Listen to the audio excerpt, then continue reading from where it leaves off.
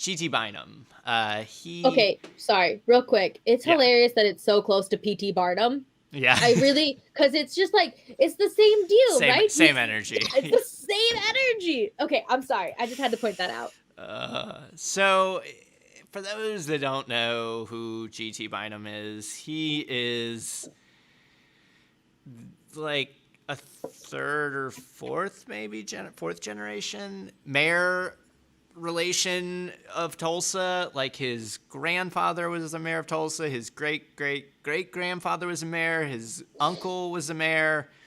So Bynum's now the fourth of his family to be a mayor of Tulsa. He comes off as a very nice guy. He doesn't immediately devolve into the reactionary politics of his predecessors or of the current political environment. But he also has no backbone and is willfully, in my opinion, ignorant as to what people are asking him. I mean, I think it's like intentional. Like, I don't think he's actually a stupid person. He went to one of the nicest private schools in Tulsa. His family is like multi-generational wealthy. The guy's gotten the best education money can buy. But he pretends like he just can't get shit done. Like, he doesn't know how to get, like, one of the big fights in Tulsa has been, since the murder of Terrence Crutcher, about getting police accountability. White woman murders a black guy in broad daylight in the middle of the street. We need to understand why the police keep doing this. So requests from activists were create an office in the Independent Monitor so we can investigate police and give it subpoena power. Can't get it done. Talks about how much he wants to heal wounds, talks about how much he wants to do this, that, and the other thing. Can't even get done a commission to monitor the thing you're trying to fix. Like he just can't make it work. And so he gets asked the reparations question pretty directly. And I found his answer extremely telling and funny, not in a ha-ha way, but in like a big yikes energy. Yeah, big yikes energy. He's like, I mean, do we just tax people today to pay for reparations and, that didn't have anything to do with the thing? And, there's a couple funny things about that to me. One is just the immediate invocation of just like kind of white grievance, right? By framing it the way he framed it, which is, we're just going to take your money and give it to somebody else. It just immediately elicits that sort of reaction, of like unfairness. And like, it doesn't have to be that way. Like, we have all sorts of, we give downtown developers huge tax credits. We give money to all sorts of people for all sorts of reasons that have far less deserving or need than the victims of the Tulsa Race Massacre. So it's like, and we never ask those questions. Like, should we tax all of us to give this millionaire developer a bonus on their building? Like, we don't ever ask it like that. So it's just the way he just reflexively invokes the specter of, fairness around this. But the funnier part to me is that I was looking back, Tulsa, it's a city now of like, what, I don't know, 400,000 people. Only a city of about 70,000 back in the 1920s. But like, GT's family goes all that way back. Like, they were all there. Like, we know who the people in Tulsa were that had and what they had. It was kind of what you were saying earlier. Like, this wasn't like some dark part of history that we just don't have records from. It's like, we know who all the families were. We know who had all the property. We know who benefited from it later. We know who moved in and did, like, we have all that. Like, it wouldn't be that hard to like do a little tally up and say, well, here are the families that explicitly benefited from this, and here are the families that got, murdered, killed, driven out, burned to the ground, whatever. This is an extremely noble thing. Like we can get extremely detailed on this if we really want to. And it'd be like his family and his friends and all the people he went to Casilla Hall with. Like, Like, we can just tax them. Like, they got plenty of money. Like, you don't have to go after like poor white folks in like, West Tulsa. Like, you can just go to the people who, still have houses and properties and holdings in the same places they had 100 years ago. Like, Yeah. And we don't take all of it, but you can tax some of it and set something up. Like, so it's just, to me, it's like, it's very funny how he just immediately, when it's going after him and his wealth and his family and his friends, it's like, well, I mean, you're all going to have to pay for this. And it's just not going to be fair. And I mean, how do we do it? And it's like, buddy, like, we can be very specific here. Well, and one of the points that Rilla brought up with that is that, yeah, we're going to have to pay. And I don't live in Tulsa, so I probably won't. But if the state of Oklahoma was like, we are really going to raise this money, I'd be like, yeah, take my money, because I'm still somehow benefiting. I have family in Tulsa, and they're not rich white people. They're like my like low bar Republicans versus my high bar Republicans in Minnesota. So like obviously they're not super benefiting from this, but they are benefiting. Like, if we can still track the way that white people in Tulsa and Tulsa as a community have benefited and leached off this wealth, then we can sure as shit track the ways that these people are still hurting, the ways that this community is still destroyed by this event. And I shouldn't have said destroyed, because the heart of Greenwood is still very strong. And one of the things that like the survivors have said is that like, oh, well, I went to bed wealthy, not only because of money, but because of the culture that was able to grow there. So that culture is still there.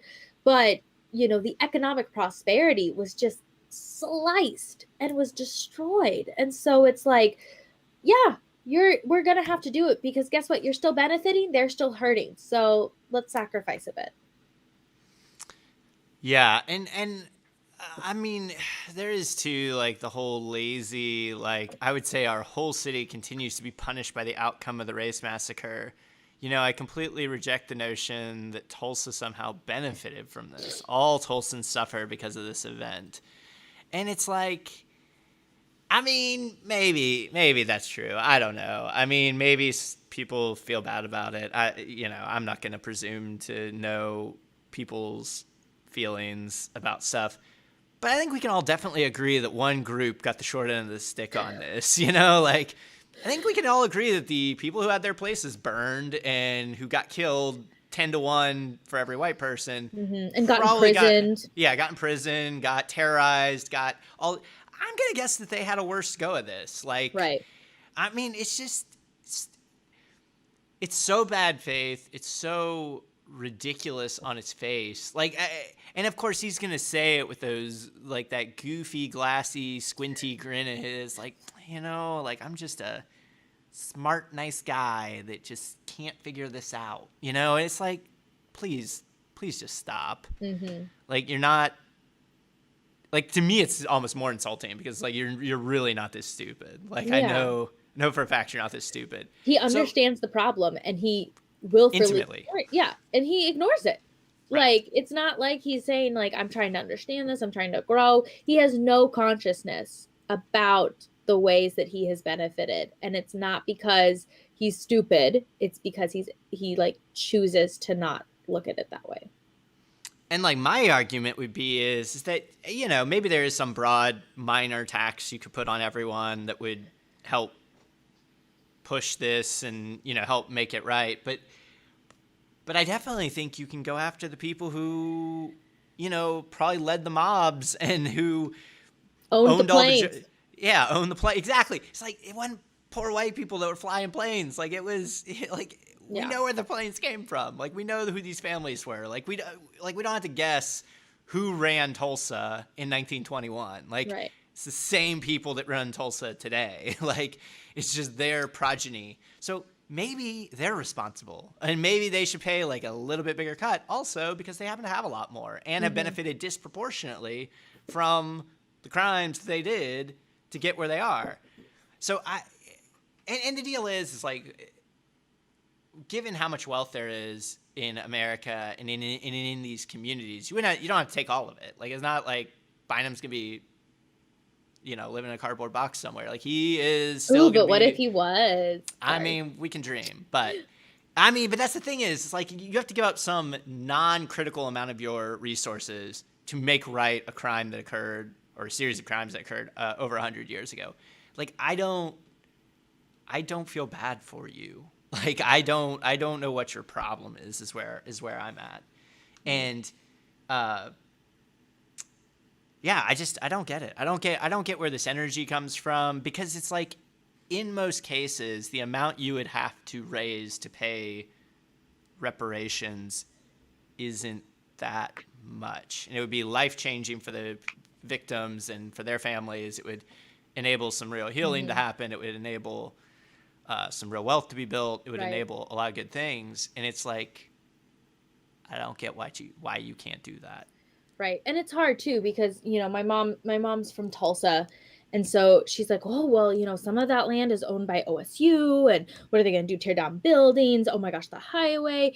And, my loving mother was like, well, now OSU is going to have to do one of those land things before they start anything. I said, a land recognition statement. And she goes, yeah, that's the least they can do. And I was like, yeah, it is the absolute least they can Bare do. minimum. Be like, this is land that we stole and murdered for.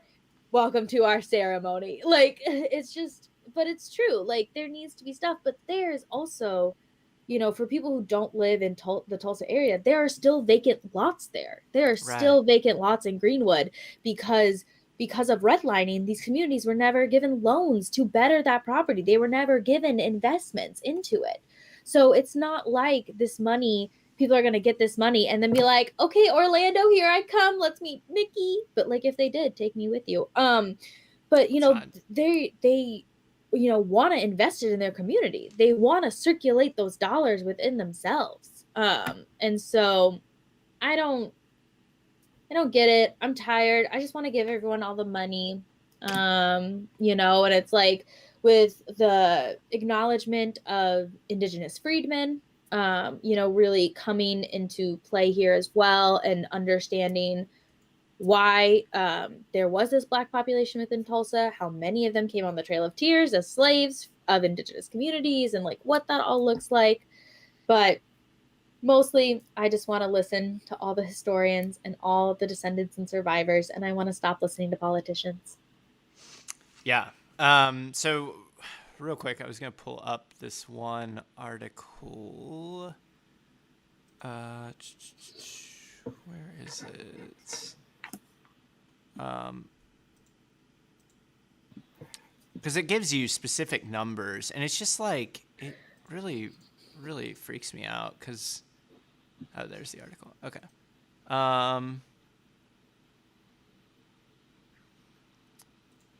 So let me pull this up.